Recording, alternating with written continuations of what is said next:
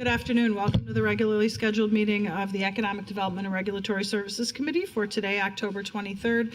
I have been joined by a quorum of the committee, including council members Fletcher, Ellison, and Cunningham, and I expect we'll be joined by the rest of the committee shortly. We have a number of items on the consent agenda this morning. They include this afternoon. They include the liquor license approvals and liquor license renewals, business license renewals, and gambling license renewals and approvals. As well as a license settlement conference recommendation, refinancing of notes for Allina Health System, a rental license, three rental license reinstatements, and setting a public hearing on item number 16. Are there any items anyone would like to pull on the consent agenda, items 6 through 16? Seeing none, I will move approval of the consent agenda. All in favor signify by saying aye. Aye. Any opposed? Those items are approved. We'll then move on to our public hearing agenda, starting with item number 1. Ms. Roberts, welcome. Thank you, Madam Chair. Item number 1, the amendments that are here before you today, if passed, will condense the 6-tier system of classifying entertainment for alcohol establishments down to a 3-tier system. By condensing the classifications, businesses will be allowed to offer a wider variety of entertainment, and most importantly for some businesses, they will be not restricted by the number of musicians that are allowed to be offered and not being held to a certain count. So the new tiers that we're proposing will be a tier that has no live entertainment whatsoever.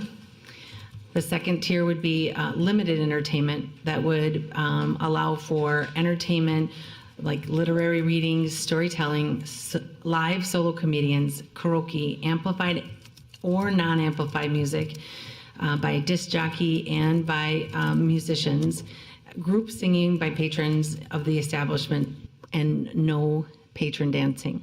And then the higher level, the highest of the tiers, the third one, is general entertainment, which is all of that entertainment, including dancing. So businesses will continue to be responsible for managing how their entertainment impacts the community around them. The business community has been informed of this new classification and the new fees from the condensing, and this has gone on through our engagement in the public hearing process over the last couple of years. They will begin, if passed, to get their new license certificates with these classifications and renewal bills in 2019. But if this passes, we'll be allowed to offer that expanded entertainment level once it goes through full city council. As I said, business licensing has been working with the industry on these amendments for many years to get the right formula. We've used our business advisory group and our LINK group, which is our liquor in the industry and the city meetings, to come up with the right formula. Public hearing notices were sent to all 709 current on-sale alcohol businesses, our neighborhood and business associations, and we've received 1 letter of support.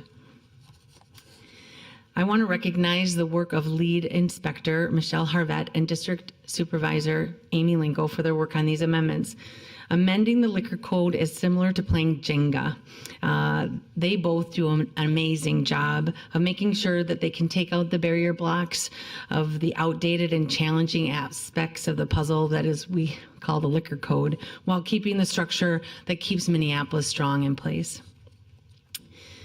Keeping our music legend Prince in mind, and on my t-shirt, he would say we should party like it's 1999, and I would say that I hope that he would be proud that we, as we work together on these amendments, that we are going to be supporting our entertainment economy in Minneapolis and moving into the new millennia. I'm available if you have any questions. Are there any questions for staff on item number 1? Seeing none, thank you for your report. I want to thank staff for their very good work and open the public hearing on item number 1, which is changes to our liquor licensing classes and allowable entertainment ordinance. Is there anyone here to speak to this issue? Please step forward and state your name and address for the record. Good afternoon. My name is Dave Alderson. I live at 3414 Polk Street Northeast. And thank you, Chairman Goodman, council members, for this opportunity to speak. Thanks to staff for the presentation. As Linda indicated, this has been in process for some time, and so I'm happy to be here with my bandmate Nicole today. We have, a particular interest in seeing a more expansive definition of how many musicians can be on stage, and what we would encourage is to base that on some kind of more scientific or rational approach, which was to say, get a decibel meter and stand outside the business, and then that way you can tell if they're being a nuisance to the community. But I'll give a quick example. A handful of years ago, my band, which at full strength is 5 people, was playing at the Riverview Cafe, and this was kind of before we knew that this restriction was in place. We were doing a CD release show, and for the heinous crime of having 5 musicians on stage inside a building where nobody could hear what was going on outside, it cost $1,100 for that CD release party because the owner was fined. To me, it was ironic, or maybe irony is not the right word, but the neighbor who called in the complaint had to come into the establishment to see that there were only 5 people there. As I say, there was no noise outside, and this individual, I love Harley Davidson motorcycle riders, but they happen to be a Harley rider. I would observe they made more noise moving through the neighborhood to and from their house than we ever did playing concerts there over the years. So I'm just looking for, to speak out in support of a rational solution to this problem, so that small business owners have the opportunity to enjoy the talents of local musicians without consideration for how many of them there are. One person with a drum kit or a stack of Marshall amps behind them can make a lot of noise. 20 people inside a well-insulated building making music all together might make less noise. Thanks for your time. Thank you for being here. Thank you for your testimony. Is there anyone else here to speak to this issue? Anyone? Anyone? Seeing none, we'll close the public hearing. Councilmember Ellison. Thank you, Madam Chair. I would like to move this item. Item number 1's been moved for approval. Further comments or questions? Seeing none, all in favor signify by saying aye. Aye. Any opposed? That item is approved. We'll move on to item number 2. Ms. Roberts. Thank you, Madam Chair. Item number 2, the amendments that are there, if passed, will move existing off-sale spacing requirements that are currently in city charter into city ordinance. There are no proposed changes to how off-sale establishments are regulated. It's just where the regulations are located and kept. The Charter Commission and city staff support that this placement of these requirements are a better fit in ordinance, and it is worth noting that it's a proactive measure in case the ballot option on removing the restriction for on-sale establishments is successful in this year's ballot. I'm available if there's any questions. Are there any questions for Ms. Roberts on item number 2? Seeing none, we'll open the public hearing on item number 2, which is off-sale liquor spacing requirements changing from charter to ordinance if the ballot measure passes. Is there anyone here to speak to this issue? Anyone? Anyone? Seeing none, we'll close the public hearing. Councilmember Ellison. Madam Chair, I would like to move approval of this item. Item number 2 has been moved for approval. Further comments or questions? Seeing none, all in favor signify by saying aye. Aye. Any opposed? That item is approved. We'll move on to item number 3. Ms. Roberts. Thank you, Madam Chair. The item number 3 is from applicant Cutting Millage Hospitality. The DBA is Erte and the Peacock Lounge. It's located at 323 13th Avenue Northeast, Minneapolis. The application is for an upgraded license of a Class B license. As we were just discussing, it would be a general entertainment license that would allow dancing.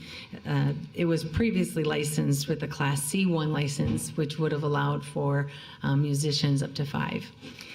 So that's the way the new regulations would go in place.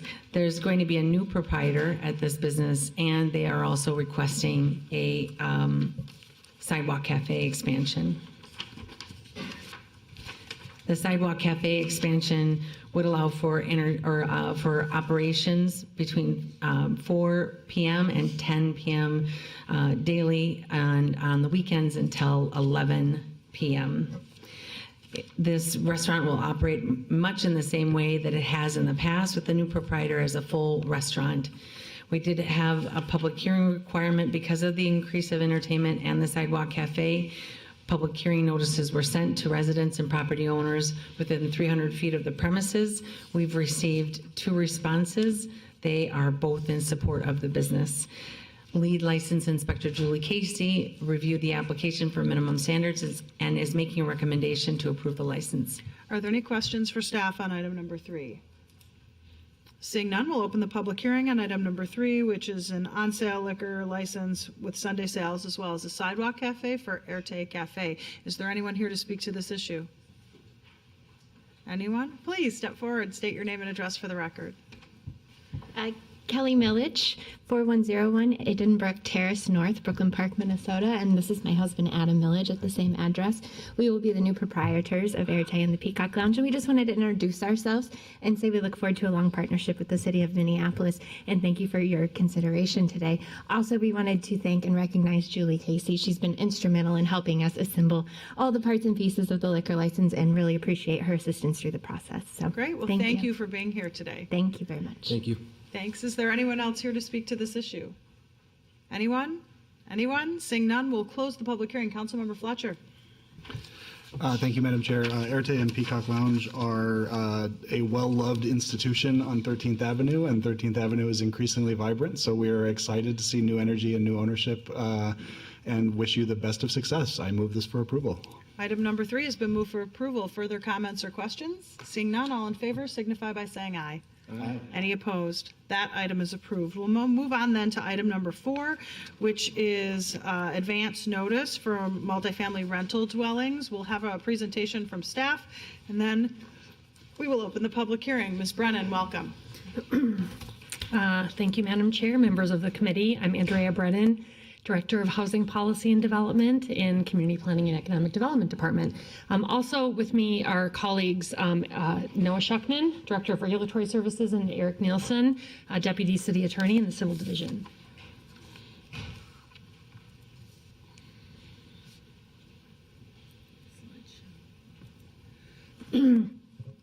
I'm going to spend a little bit of time this afternoon just talking a little bit about the demographic and market trends that informed this proposed policy. Then I'll touch on the highlights of the proposed ordinance, and then finally talk a little bit about the development of the proposed ordinance in the context of what's happening in the region. So first, some trends. As we all know, Minneapolis is now a majority renter population. Most people of color are renters, while white residents are more likely to own instead of rent. The green line shows renter households from 2000 to 2014. You can see that's increased to 52%. And the blue line is owner-occupied households from 2000 to 2014. Renter-occupied units have had the largest share since 2010 of increase, and renter households are growing faster than owner households. Minneapolis renters spend a disproportionate amount on housing.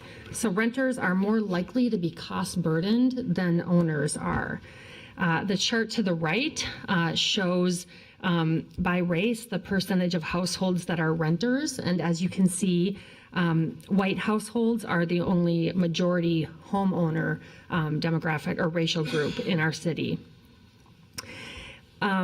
Cost-burdened households are defined as such if they pay more than 30% of their income for housing, and households are considered to be severely cost-burdened if they spend more than 50% of their income on housing. So if you look at the pie chart on the bottom, it shows households that have an income at or below 60% of the area median income. So lower income households. About 50,000 of the renter households in the city of Minneapolis have an income at or below 60% AMI, and 78% of them are cost burdened or paying more than 30% of their income for housing, and 46% of them are severely cost burdened, meaning paying more than 50% of their income on housing. And cost burden disproportionately falls on households of color. This chart shows that. The blue bar chart shows renter households and the green shows owner households. And then it just shows by racial group the cost burden rate, with white renter households having the lowest cost burden rate at 40%, and Black or African American households having the highest cost burden rate at 59%. Naturally occurring affordable housing, or NOAA, is generally considered to be housing that is affordable to households at an income at or about 60% of area median income or below. City of Minneapolis, we have about 95,000 rental units. About 29% of them are in 1 to 3 unit dwellings, and so we have less market data available on that portion of our rental housing stock. 71% of the rental units are in 4 or more unit buildings, and we do have quite a bit of data on that subset of our rental housing stock. If you look over to the right, it shows by neighborhood the number of NOAA units, or units that are affordable to households at or below 60% of area median income. So the darker the shading, the more units that are available in those neighborhoods. Just note that in some neighborhoods that have a high percentage of its rental housing stock in 1 to 3 unit buildings, that they would be underrepresented on this map. So the other thing I think is really important to point out is that we've seen a significant increase in the sales of rental properties in the city. So in 2010, there were 288 sales, and in 2017, there were over 4,000 sales. And we also know that the rents in sold units have increased more than rents of unsold units. So these trends and data have informed the city's NOAA preservation strategy. And the city's NOAA preservation strategy is multifaceted. It includes incentives for existing NOAA owners through the 4D pilot, which and the proposed 4D broader program, which will be presented at Housing Policy and Development Committee tomorrow. It includes support for the acquisition of NOAA properties by preservation buyers who are committed to addressing quality issues and keeping rents affordable. And our strategy also includes supporting tenants. For several years now, we've supported the tenant hotline, serving 3,000 renters annually with information and referrals. And this year, we are entering into a contract with Legal Aid and Volunteer Lawyers Network to expand legal services to help tenants have representation around repair issues. That brings us to the proposed ordinance before you today, which is a policy part of the strategy to provide require advance notice of sale. The goal of this proposed ordinance is to support the NOAA preservation efforts that I've outlined, to arm tenants with more information about what may be happening to their building, and also to provide tenant protections after a sale occurs. Key components of the proposed ordinance include two separate notices. The first is notice of proposed sale. Owners of NOAA properties would be required to give notice to the city 60 days prior to making the property available for sale. And that notice would also be required to be posted in the common areas of the building so that tenants can be aware that the owner may be considering a sale. NOAA property for purposes of this ordinance is defined as property with 5 or more units, and where at least 20% of the units are affordable to households with incomes at or below 60% of the area median income.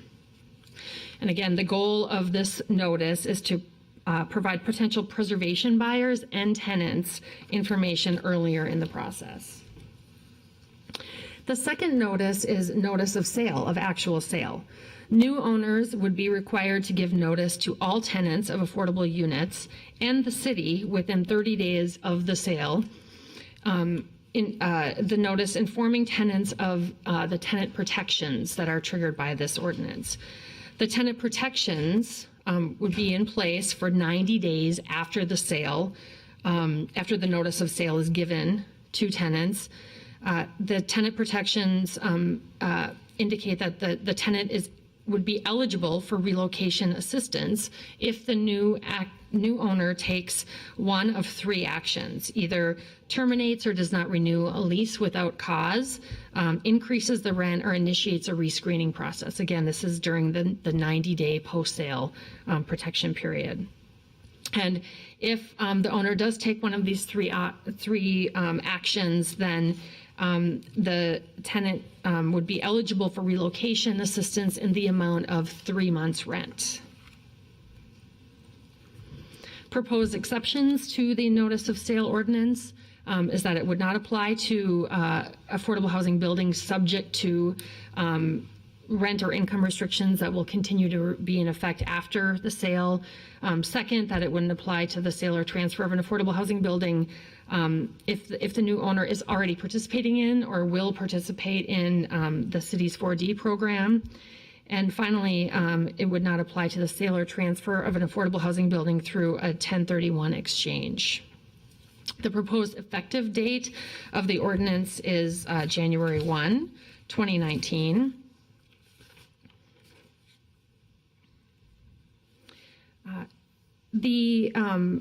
Wanted to say a couple of things about the development of this proposed ordinance. This is the culmination of work that began in 2016.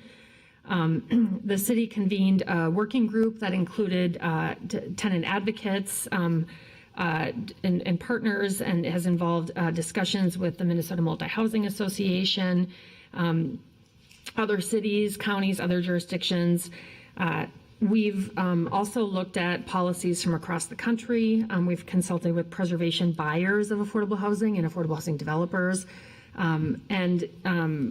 Since this work has begun, a few suburban communities have adopted policies or ordinances that provide just the post-sale tenant protections that are proposed in this ordinance. And those cities include St. Louis Park, Richfield, and Golden Valley. There are also some suburban communities that are considering adopting, again, the post-sale tenant protection aspect of this ordinance. The ordinance that we're proposing for Minneapolis encompasses not just the post-sale tenant protections, but also advanced notice of sale requirements. There are two reasons for this being included. One is that is the nature of NOAA property in the city of Minneapolis. The average size of the NOAA properties here is 17 units, which is pretty small, and to make sure that that potential preservation buyers are aware of properties that are smaller in size are available to sale. For purchase potentially, and also so that tenants have more information about what may be happening to their building earlier on.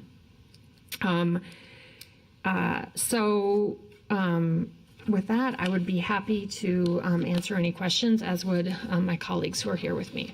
Great, thank you. I have a question from Councilmember Gordon. I think it might be a little bit helpful for me and maybe others to understand a little bit more about what a 1031 exchange is and why they would be exempted. Could you give us some more detail on that? Sure, I can attempt and then ask my colleagues to chime in if needed. So 1031 exchange is allowed for multifamily owners who sell a building, and if they're able to use those proceeds to purchase a new building within the same calendar year, then that has financial benefit to them. Or another way to say it would be that it prevents them from having financial penalties. So oftentimes we understand that these transactions need to happen very quickly. Sometimes before the end of a calendar year, there's a deadline, so there's not always the opportunity to have a 60-day notice period. And we believe that notice period could impact their ability to conduct business. But could you clarify, though, that the tenant protections do cover 1031 exchanges, just not the 60-day advance notice? Right now, the way that the ordinance is currently drafted, 1031 exchanges would be exempt from both notice requirements, including the post-sale tenant protections. That's potentially something that we could fix. So it sounds like we wanted to exempt them because we were going to be stepping on the toes of a federal regulation. It is a kind of a benefit that property owners Exactly. have been, felt they had a right to. Okay. Just a little bit of a follow-up. How many of these do you think go on in the city in a year? Or how many units would be caught up in this? Is it a significant number? Did we do any research to find out? Councilmember Gordon, in the sale of NOAA properties or in 1031 exchanges? In 1031 exchanges, I guess. I mean, I'm more interested in how many NOAA properties this could end up impacting. But even just citywide, is this done often?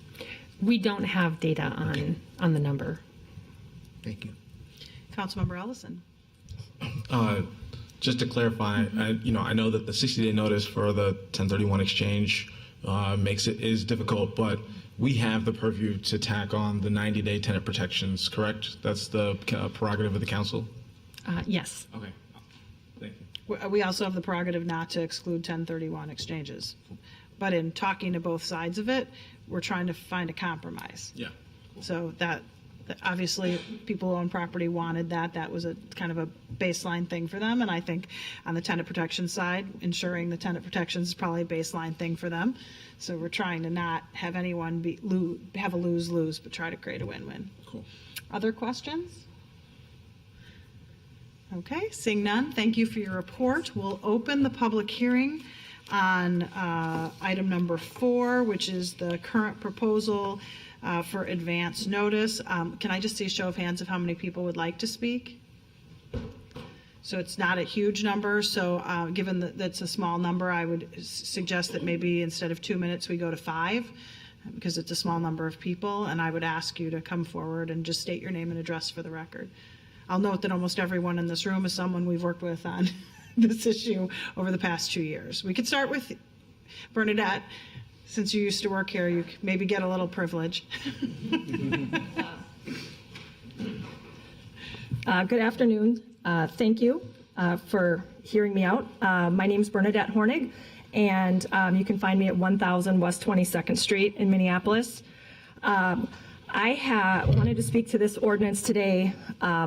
I support the tenant protection section of this. In fact, I worked closely with many people in this room on the St. Louis Park language that was, I believe this was modeled after, and I am supportive of this, and I'm glad to see the city of Minneapolis taking this action. I do have some strong concerns about the proposed notice section. I think the tenant, 90 days for the tenants after noticing them, letting them know that the building's changed hands and what potential policy changes are coming down the pipeline is good business practice and is something that should be codified in city ordinance, and I support that. As far as the 60 days in advance, I'm concerned about unintended consequences, and I feel like we need more data to understand the economic impact of slowing down the transactions and also posting the buildings. I'm concerned about upsetting my tenants. We don't sell a lot of buildings, but I'm concerned about upsetting tenants, but most importantly, upsetting my staff. In this rental market, it is extremely hard to find qualified maintenance and management technicians. And I'm concerned that if you post the building and tell everybody that you're maybe selling in the next 60 days, that your staff's going to quit. And what are you going to do to manage a building for 60 days? You have to do maintenance. You have to take care of your existing tenants. And how are you going to replace and hire those people for 60 days? That's a long period of time for potentially no maintenance and no management. So to me, that is a significant concern about the 60 days prior. And I don't feel like it has more impact, negative consequences to the management, the tenants, the city, the neighbors, than it does potential benefits. I also want to bring up that in our business, we've been in business for 60 years, and we consider ourselves a NOAA provider. I know the city's been studying this issue since 2016, but we've been doing it for 60 years. And we know our other NOAA housing providers, and as Ms. Brennan indicated, the velocity of sales has increased, and a lot of that is due to the fact that the owners are aging. They're 80 years old, they're ready to sell, they don't have the family business that we have in place, and they're interested in selling their buildings to people with similar business practices to their own. And so we have acquired many other family portfolios because they want to sell it to another family who's going to conduct business similar to how they're going to conduct business. And that's very normal. We pay them the price. If we didn't pay it, it would go out to the private market. But we feel like we're a good provider, we're a good operator in the city. We have tier 1 only properties, and I think the city should recognize that. And I know that you want to increase the availability to other preservation buyers, which to me, honestly, in all these conversations means nonprofits. There's not a lot of discussion of for-profit preservation buyers, but I would argue that there's many in the city. And I'm concerned that these legacy sales will be impacted, and again, to the negative detriment of the tenants, the city of Minneapolis, and the neighbors. Again, I support the tenant protection, but I feel like we need to understand the economic impact for people. These are our businesses. This is what we do for the sellers and for the buyers and for the tenants. I encourage you to set aside the 60-day advance notice provision, take action on the 90-day tenant protection second notice, and study the issue further, because I feel like there's going to be unintended consequences and potential negative impact to the city and our rental housing market in an already unstable and extremely tight market. Thank you. Thank you. Mr. Thompson, welcome. Thank you, Madam Chair, members. I'm Tim Thompson with the Housing Justice Center. We're really pleased to see the city moving this proposal forward after a lot of discussion and analysis over the last couple of years. I don't know how many people have had the chance to see it, but we just submitted a letter together with Homeline and Minneapolis Legal Aid with a number of comments on the proposal, a lot of them technical in nature, but several pretty significant. So I'll just mention 2 of those issues right now. One is, right now, the proposal on the advance notice of sale provision is triggered if the owner takes certain actions. And we understand why the city did it that way, in order to make it clear to an owner when they should realize they've got a notice obligation. The problem is that those actions typically do not happen with privately negotiated off-market sales, where typically it's, instead of an owner going to a broker publicly announcing the properties for sale, it comes about as a result of private conversations. A potential buyer may approach the owner, they may have discussions, and that leads to sales. And those are the category of sales that preservation buyers typically don't know about. And those are where I think an advance notice of sale requirement could actually be the most useful. So we have some suggestions about a different way to define that, so it would cover that category as well. The other issue I would just briefly mention is the Section 1031 exchange exclusion. Our main concern is that the information that we've heard is that there are many transactions that are 1031 exchanges.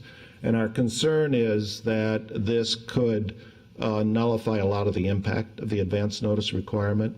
We understand the challenges for owners seeking to use this. I just think it's an issue we ought to explore a little more before doing a blanket exemption for those kind of transactions.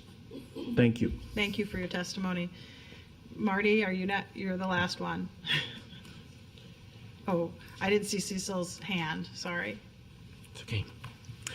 Good afternoon, Madam Chair. I'm Cecil Smith. Members of the committee, I reside at 1331 Washington Street Northeast. I'm a city resident and rental property owner. I'm here to offer 2 points of concern with the proposed ordinance. First, the city will be regulating the market for the sale of real estate with this ordinance. To date, this has been overseen in Minnesota by the Department of Commerce. So this is precedent setting, that we're venturing into this area of law. Furthermore, I'm concerned that I can find no analysis here by a real estate economist on the implications to the current market and how it might function in the future with the advance notice provision. We've warned the city during the formulation of this policy that the city will in essence be creating a listing service for highly desired naturally occurring affordable housing. Rather than off-market deals that might preserve affordability and result in a more modest sale, the city can expect a bidding war on these properties by out-of-state buyers, driving up the sale price and reducing housing affordability. This is counter to the goal that the city has set for preserving affordable housing. Contrary to the assumption that owners are only interested in the highest sale price, many owners seek off-market transactions where different considerations come into force. This ordinance guarantees that that opportunity is eliminated. Second, as my colleague Bernadette had pointed out, the provision that says the written notice shall be posted in the common area of the building no later than 60 days prior to the affordable housing building being made available for sale creates unnecessary anxiety among residents. There's no guarantee of a forthcoming sale. Only a purchase agreement does that. But residents might react to this advance notice, and employees, as Bernadette pointed out. This notice could result in turnover of the property, causing children to leave their current schools and communities, and residents to enter and navigate a tough housing market, fearing the consequences of a sale that has yet to happen. Any organizations that might be facilitating creating resident co-ops will already have the notice at the CPED director and can engage the residents and the owner directly, if that is a possibility during the 60-day notice period. And this tenant notice provision should be eliminated or at least modified to the purchase agreement phase. Frankly, I would urge reconsideration of the ordinance as a whole. We're fine with the tenant protection ordinance. We've understood that. We've worked that out in St. Louis Park as an industry. But this provision on the advance notice of sale has yet to work out many details, and I think you're hearing testimony to that effect from everyone involved. Mr. McDonough, welcome. Thank you. Good afternoon, Madam Chair, members of the committee. My name is Marty McDonough. I'm the Government Affairs Director for the Minnesota Multi-Housing Association. I think this is my first time before your new committee, so I'll just tell you that we're a statewide trade association of apartment owners, property managers, and product service companies, and we're headquartered in Bloomington, Minnesota. We manage and own just under 350,000 housing units throughout the state. In fact, our members do that. You've heard from a few of our members about some of the issues raised by the ordinance, and I just wanted to share with you some comments we had submitted from one of our members who works for a national brokerage here in Minneapolis, but could not attend today's hearing. Their comments were that city ordinances that affect the free markets will add risk and will slow the flow of capital. We have been the beneficiaries of major investments in our industry in recent years here in Minneapolis, and they fear that this ordinance will put that at risk. For instance, Portland, Oregon passed a similar ordinance that drove the entire multifamily housing development market to a halt. Not a single multifamily building permit was issued for a year after they enacted this ordinance or one similar to it. So the questions are around what analysis was done on what this is going to do to the real estate market. And if that study's been done, we haven't seen it, but we'd like to. We have a lot of members in Minneapolis that operate and provide thousands of NOAA units like the Hornigs without any government assistance. In fact, sometimes these units are below market rent if an owner has good paying, responsible, long-term tenants and don't want them to leave. One of our fears is that owners with assets in Minneapolis will be active around rent increases to avoid these provisions. There are thousands of units in Minneapolis that are probably within $50 to $100 per month of qualifying as a NOAA unit, and if someone wanted to avoid this ordinance, they would simply just have to raise their rent by that amount. So we think there's just too many questions around the advance notice of sale to move forward at this time. Thank you. Thank you. Is there anyone else here who would like to testify? Anyone? Any? This is your chance. Seeing none, I will close the public hearing. Councilmember Schrader was unable to be here today due to a work requirement. And as a result of that, I am going to move this forward without recommendation so that we can digest the comments that we heard today, as well as review the notes sent to us by legal aid and some of the advocates and allies, and determine what a final draft would look like in anticipation of the council meeting on a week from Friday. So it will happen in this cycle, and probably we would bring something forward at Committee of the Whole. Councilmember Gordon. I think that's fine. I think it might be worthy to have a little bit of discussion here at committee, though, and Sure. I just wanted to put in my 2 cents worth that I consider the advance notice to be critically important to this. I know that some people are speaking against it, and I could appreciate concerns about creating unrealistic fears among employees or tenants, but I also think there's a way to say, hey, I'm thinking about maybe selling. I thought you should know, because that's a respectful, decent thing to do as we move forward. And here's other things. It's about maybe having a better kind of relationship with that. I think that by keeping it secret and maybe letting the CPED director know so they can tell their friends, it's going to be public information if the city gets it anyway, or it ought to be public information anyway. And I think if you actually want to give the tenants an opportunity to think about organizing and purchasing a building and making an offer on it, waiting until there's a purchase agreement undermines that altogether. So I don't know that that's a very good trigger for that either. I think advance notice is critically important to me, and that was one of the main things. I appreciate the tenant protections enormously as well, and I do understand that, and think that it's fine if it goes there. I know that a lot of people also publicly list their properties when they're going to sell, so that must trick the market too and put things way out of distortion instead of having the secret closed deals between friends and relatives, the way that it could operate maybe, I don't know. So this is just another way to kind of put it out in the open and help us all understand and participate in things that are going on and give an opportunity. I think that looking back makes a lot of sense after we've tried this for a while to see if it did have a big impact on the market. I also appreciate some fears that it will drive the cost up and create these bidding wars, which I guess must happen every time some property's listed on the market, and then it's open for that too. But we could see if that happens, if we look back in 6 months or a year and see if it made any difference at all. I would also like to get more information about the how many 1031s there are and how that's going to impact this. That actually feels like a potentially pretty large compromise that we're basically going to be giving a benefit to the most savvy people who are out there doing business and know how to understand to do this, and then they'll protect a lot of their taxes, and they can invest it in their next property. So I'm a little bit concerned about slippery slope of the 1031s. I can appreciate how the authors think that's making a compromise and trying to find some middle ground, though, and I'm willing to look at that, especially if we make sure that's part of the study when we look back at this ordinance after it passes, which I'm expecting it will and hoping it will, and I intend to vote for the substitute that comes forward, that refines it a little bit, because I'm expecting it to keep some of those provisions that I just talked about here that I think are so important. Councilmember Ellison.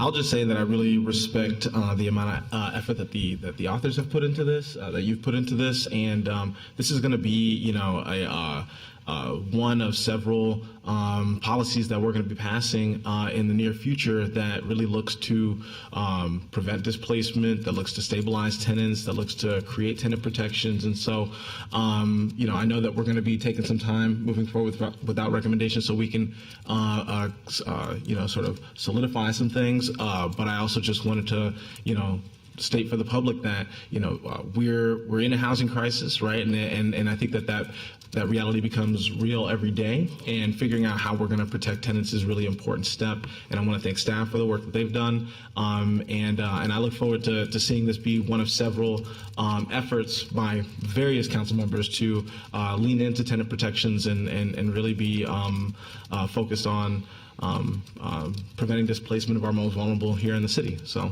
yeah, just wanted to name that. Councilmember Fletcher. Thank you, Chair Goodman. want to acknowledge the point about causing panic with the notice, and I think that there's a way to think about the wording. I think there's a way to think about what's the notice that we're actually providing and what kind of context do we provide. I think we can respect tenants and workers enough to assume that they're able to hold some complex ideas in their head and make some judgments if we give them enough context. And you're right that if you're asked to put a really clunky, notice of sale in 60 days without any kind of context or detail, that people might panic and make some inappropriate reactions. But I think we can figure out a way to work on that, and I'd be supportive of that. I also want to say that I think the off-market sales, I would be very surprised, and I do want to appreciate that it's a good note that we have private for-profit preservation buyers, that we have people who operate that way, and I think that's really valuable in our community as well as the nonprofit preservation buyers. But I would be very surprised to learn that the preponderance of off-market sales are preservation buyers. That's not certainly anecdotally what I've seen in my ward as I've watched sales happening and seen the way that buildings are getting flipped upmarket and people are being displaced. And so I think in terms of the way that argument's landing with me, I just want to sort of signal to the community that's advocating around this that I suspect that we're seeing some good anecdotes, and I know that the good anecdotes are out there, and that this is going to shift things around a little bit. But I think on the balance, it would take some real convincing and some real additional data to convince me that that's the more likely scenario. Rather than the opposite. I actually think advance notice is going to have a very positive effect in terms of empowering some preservation buyers to be able to get these deals done. Further comments or questions? I'll keep the public hearing is closed. I'm sorry. But you can feel free to send us any kind of email or communications you would like in the interim.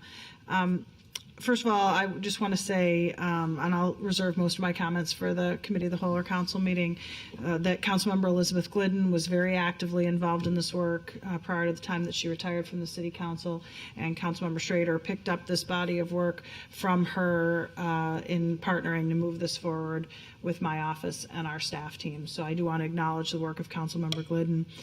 I don't think you can call it advance sale of notice and not have advance notice. I'm sorry, it just kind of seems somewhat silly to me to suggest that we're providing advance notice and then not have any.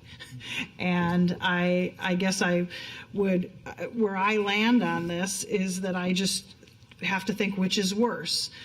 They're trying to sell the building you live in and you see a notice telling you that, or they're trying to sell the building you live in and you have no idea of that. Then you find out that's happened, and then you get 3 months in which everything stays relatively stable. I think knowing is better, and I actually think the people who are disproportionately affected by this already have a lot of challenges. They're just trying to figure out how to pick up their kid from work and put food on the table, and they're not really in a position to figure out what to do if they lose their housing. And this is just giving them a little bit of information that I hope that they can use in order to make a decision about their next housing move. But for me, I don't think you can call it advance notice of sale unless there is some level of advance notice. And I will note for the industry folks, we wanted 90 days and we compromised on 60. So I don't think you should expect that there's not going to be any. And on the advocate side, I do think some I represent a ward that has a lot of old-time landlords, and many of them, unfortunately, are dying and leaving, but they were very good people. And their families and their heirs do want to sell to other family businesses, and often it's as the result of a 1031 exchange. And so I do think it's important to preserve that, and that is something the industry really wanted, and I can see how they wanted that, and I think that's also a compromise. We're trying to get everybody to say they dislike it so that we know we're doing the right thing. Everybody is not completely happy, but in the end, it is the intent of the people working on this, those sitting in the room and Councilmember Schrader, that we try this, we review it within a year, we see what the results and unintended consequences might or might not be, and we adjust. We do know that with the 4D pilot, there's been tremendous success and interest in moving into 4D, so we know that there are a lot of non-profit buyers out there that are willing to preserve affordable housing. We just want to give them a list of properties they can potentially look at. And so I think the folks working on this have been very, very deliberate about how we bring this forward, not to rush it through the previous council or jam it down the new council's throat, but take this in a very slow and thoughtful way, as well as reviewing what's happened in a very thoughtful way as well. So we will take the comments, what we heard today. I actually took notes, lots of notes on everyone who spoke. I've also reviewed briefly the letter from Tim and others, and we will work to try to incorporate as many comments as we can, and I would invite you to send us correspondence if your point hasn't been made. So I'm going to move this forward without recommendation, and the intent will be to have a full draft. We're meeting about a week from today, so we're going to have about a week to take in comments and conversation, and then kind of get a sense of where we're at. We will release final language prior to committee of the whole, which would be a week from tomorrow, just so you know when that would come out, with the intent to take action a week from Friday. On the motion to move forward without recommendation, all in favor signify by saying aye. Aye. Any opposed? That item is approved. We'll then move on to our remaining item, which is our conduct on premise ordinance. I do want to, first of all, thank Councilmember Cunningham and staff for doing a very thorough briefing in front of the committee 2 weeks ago, which I know has been televised, as well as a number of individual briefings for folks, which is why we probably don't have a staff report today, would be my guess. Is there anyone here to? Okay.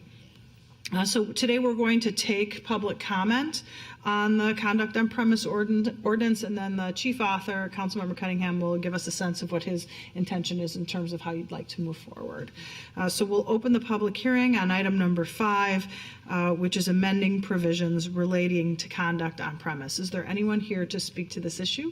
Please, anyone who wants to speak can speak. So maybe get a show of hands first of how many people would like to speak. Given that there aren't a lot of people, 3 to 5 minutes would be respectful. Normally we have 2 minutes, but since there are not huge crowds, I think we can accommodate that. So please step forward and state your name and address for the record. Sure. You need them to sign in. Is that what you're going to tell me? My name is Deborah Palmquist. I do live in Minneapolis, but I'm actually here as a representative of Twin Cities Housing Development Corporation, which is a nonprofit provider of affordable rental housing in the metro area. And I just want to thank council members Cunningham, Gordon, and Ellison for putting the effort into changing this ordinance, because we have property in North Minneapolis which has run afoul of this ordinance in the past, where we have felt like we have had to take actions that we as landlords did not want to take based on incidences that happened at those properties. As it moves forward, though, while I am encouraged by all of the revisions to the ordinance, I do have a few comments. And one would be that I would hope that in the application of the ordinance, that the panel that is discussed as this kind of new format would take into consideration when a landlord is actually proactively working with law enforcement to inform them of the whereabouts of a wanted felon, or requesting assistance in dealing with negative activity at a property, even if such reaching out may result in a qualifying incident at the property, which would trigger a notice.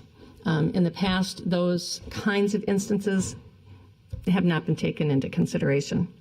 The other comment would be to clarify how these notices that may be sent out would relate to the tier designation in the rental licensing ordinance, because in the rental licensing ordinance they are given points, or you as a landlord are given points against a building, and it's unclear as to whether, if the notice is resolved, does that still mean you have points that stay on that designation? Is that clear? Does that make sense, what I'm asking? Okay. That's really it. I really thank you for making such positive changes to this ordinance, and I'm hoping that it goes well. Thank you. Thank you for your comments. Please step forward, state your name and address for the record. Good afternoon. My name is MJ Bauer, and I am the executive director for a nonprofit called the Conflict Resolution Center. And we are an organization that services the city of Minneapolis with mediations for individuals, courts, schools, and organizations. I too want to applaud the work of Councilmember Cunningham and Ellison and Gordon for the work that they have done on this particular issue. As mediators, we had attended the new landlord training presentations a number of times that were put on by the crime prevention specialists with the Minneapolis Police Department, and repeatedly had asked to be potentially included on that agenda to provide landlords with an alternative by using mediation rather than filing against a tenant where there was some problematic behavior, and we were not being able to make many inroads with that. So I am here today simply to say that my organization has been doing landlord-tenant mediations for the last 20 years for at housing court after people have been evicted, and we would very much like to step into that space to provide those mediations to landlord-tenant disputes prior to an eviction notice being filed, and we would respectfully submit it would be wonderful to be included as some of these policy and process changes are occurring to include the opportunity for landlords and tenants to have a mediation if there is some kind of an occurrence. We also do mediations between tenant and tenant that create problematic situations for landlords. So we are here to sort of step into that space and make that offer available, that this is a resource that's available to the city. It allows the landlord and tenant to resolve an issue in a peaceful and productive and private way. And we would just like to be on the record saying that we would like to participate in that. So I thank you for your time. Thank you for your testimony. Who might want to be next? Mr. Smith. Thank you. Good afternoon again. Chair Goodman, members of the committee, for the record, Cecil Smith at 1331 Washington Street Northeast. I'm here to speak in broad support of the proposed changes, but to speak in opposition to one section of the revised conduct on premises ordinance that offers minimal recognition to the very different circumstances of a single-family home or duplex in a 150-unit apartment building. The current language resets the monitoring period for the conduct on premises after 6 months for buildings with more than 100 units. The new language says the monitoring period ends after 1 year, but also that 3 incidents in 3 years could lead to revocation. Larger unit properties are unfairly penalized in this new ordinance, where there is often professional management in place to address incidents that are, to be clear, resident initiated and beyond management's control. Further, the implications are more significant at larger properties. Any period of regulatory supervision or potential adverse action can affect financing terms, management contracts, insurance, and even valuations, as they are institutionalized and securitized assets. I would urge you to codify the timelines as the current language does for size of property, since there is a real business uncertainty created by this discretion falling to the interdisciplinary review panel for 3 years. Now, I fear your goal of reducing resident displacement will be thwarted at the larger properties by this uncertainty, since the only absolute certainty a manager can have of no further recurrence of a negative conduct by a particular resident in the 3-year period is to remove the resident. And so there is an amendment that has been proposed before you by the Multi-Housing Association, which I would urge your consideration. I also want to say for the record to my city leaders, who usually press for community engagement with stakeholders, that the lack of engagement on this matter with private sector owners and managers, with the industry representatives, is very disappointing. It appears that we were excluded from this extensive review and policy formulation, and in my view, that's unacceptable and against our commonly held values of inclusion. This testimony could have been heard earlier if that engagement had occurred and not in the singular opportunity. So I would urge your consideration of the amendment, please, so that we can create a little bit more proportionality in the ordinance. Thank you. Thank you for your testimony. So, Mr. Smith, is that this language? Just want to make sure. Okay, thank you. Mr. McDonough. Good afternoon again. Marty McDonough, Multi-Housing Association. My comments are going to be modeled after some communication I had sent via email to Council Member Cunningham late last week about the ordinance and some concerns our association has. Mr. Smith just mentioned about the industry being concerned about how buildings of different sizes are treated under this language. There is a provision after the striking of sort of the mumbled language about property sizes and periods of time that the interdisciplinary review panel could take into account the size of a building. And we think that would be much better served if that word was changed to shall. I believe it's a may. And if it were shall, then an owner would know that at least the size of his building will be considered each and every time they come before that panel. Also, the reporting of an eviction or a notice to vacate to the city may cause issues to tenants as they seek future housing.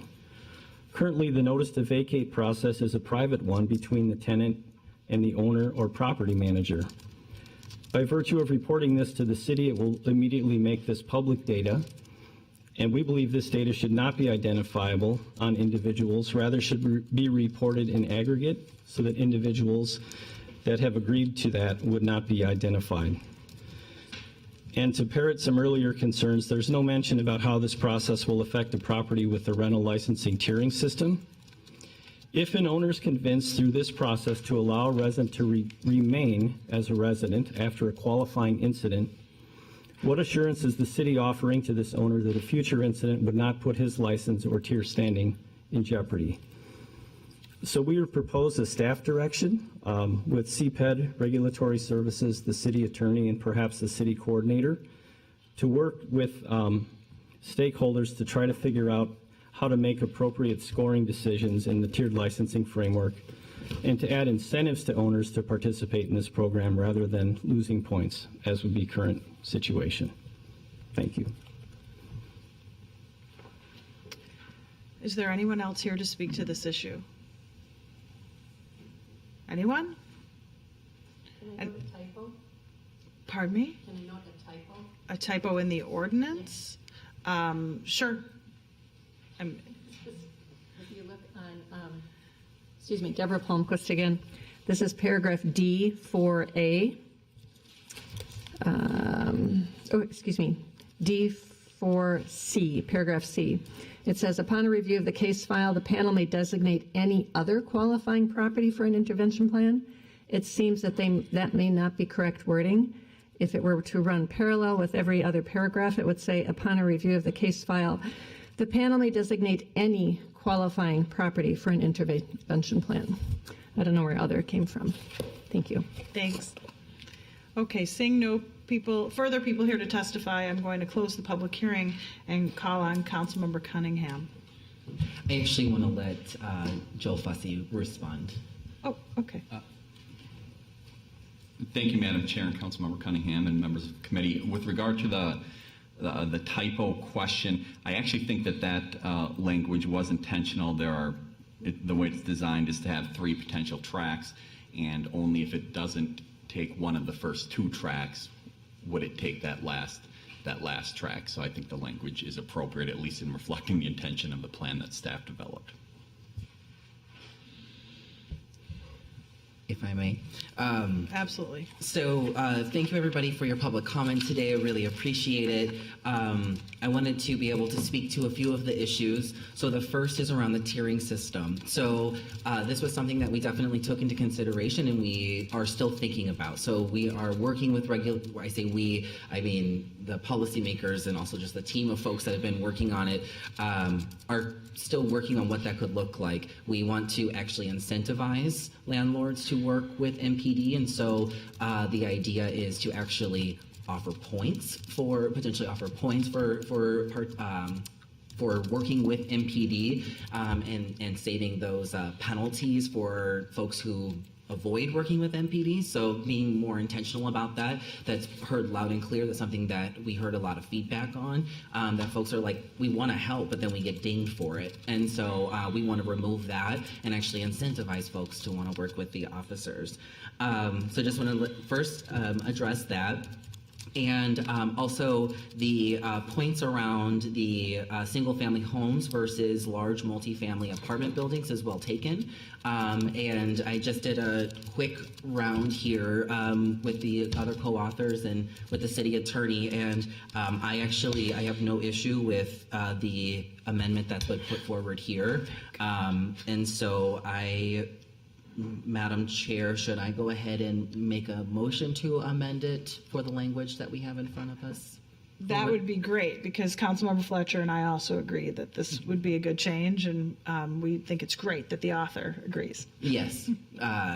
No, point very well taken. So thank you very much. And this was a good learning experience as well, seeing where the gaps are in terms of network, in terms of stakeholders and power building. And so this was a good lesson as well. So I appreciate you all for your patience for coming in today and providing this really solid amendment for us to be able to build that in. Next time we will be sure to get that before we're here today. So I would like to make a motion to include the ordinance, the amendment in the ordinance of paragraph D, section C4, with the summary of the proposed amendment down. And so should I just do that first? Absolutely. All right. So that's my motion. Okay, the motion in front of us as described by Councilmember Cunningham. All in favor signify by saying aye. Aye. Any opposed? That item is approved. Councilmember Cunningham? Yes, and I wanted to also just address some concerns from tenant advocates around, sorry, I was trying to pull it back up here again, but there is actually equal notification between landlords and tenants. There was a concern that tenants were still not being notified, and so just wanted to clarify that component of it as well. And on that, I would like to make a motion to approve this item. On the motion to approve, Councilmember Gordon, followed by Councilmember Ellison. Well, I am certainly supporting it. I also just wanted to acknowledge all the work that Councilmember Cunningham put into this in his office, and also some rather extensive engagement. I understand maybe it wasn't quite tailored or maybe done in the same way as we're used to, and so there's probably some things we can benefit from. I didn't call out anything that was missing when we were going through that and going to open houses and making sure the community was involved and engaged. And now so part of that is probably my fault if it didn't go through our rental housing property advisory group, which it sounds like maybe didn't quite get there to some of the folks who thought they should see it in advance. So I'll work harder on that in the future. But I really do think there was a great deal of engagement that went into this. There was especially a lot of work from a staff team that looked at this from a variety of angles. And I think we were lucky to have all those people involved and engaged in this, and also having folks from the innovation team looking at it. And of course, remember, this was inspired in large part by the problems we were having with evictions, and realizing that we were unwittingly perhaps being involved in many more evictions than was even necessary, which were having long-lasting consequences for many of the tenants who went through that process. So I'm hopeful that this will help address those, while also still maintaining some safeguards that the city has for some authority to make sure that we can help manage properties well for all the residents of Minneapolis. Thank you, Madam Chair. I also wanted to give a major shout out to Councilmember Cunningham, who really demonstrated just some pure leadership on this front. I think in the original draft, it was so marked up. Kind of dawned on me that we have completely rewritten this ordinance, and I think that was your intention. And I think that I'm happy that my office was able to attend the meetings and be a part of that, and also want to acknowledge that this is going to be something that people in my ward are really affected by, and of all the people who reached out to my office from my ward to demonstrate their support for the changes to this ordinance, a lot of them were property owners, and so I think that's also, there's a testament to the fact that you've created something here, and we've created something that both property owners and tenants, I think, are going to be served by, and so. I'll be supporting the Councilmember Cunningham's motion to approve. That'd be one twist if I wasn't, but anyway. And I'm happy to be a co-author on this as well. Further comments or questions? Seeing none, I also want to join in the congratulations for Councilmember Cunningham. I think the staff team working on this did an extremely good job, and won over a number of the people that I did not think it was possible to win over. And I just am really, for someone who's been here for such a short period of time, I'm just really incredibly impressed with the amount of work that you were able to do with staff in order to get this done. I hold you in very high regard for moving this forward, and I think the city will be better off because of the work that you've done. On the motion to approve and move this forward to the council, all in favor signify by saying aye. Aye. Any opposed? That item is approved. Seeing no further business before us, we stand adjourned.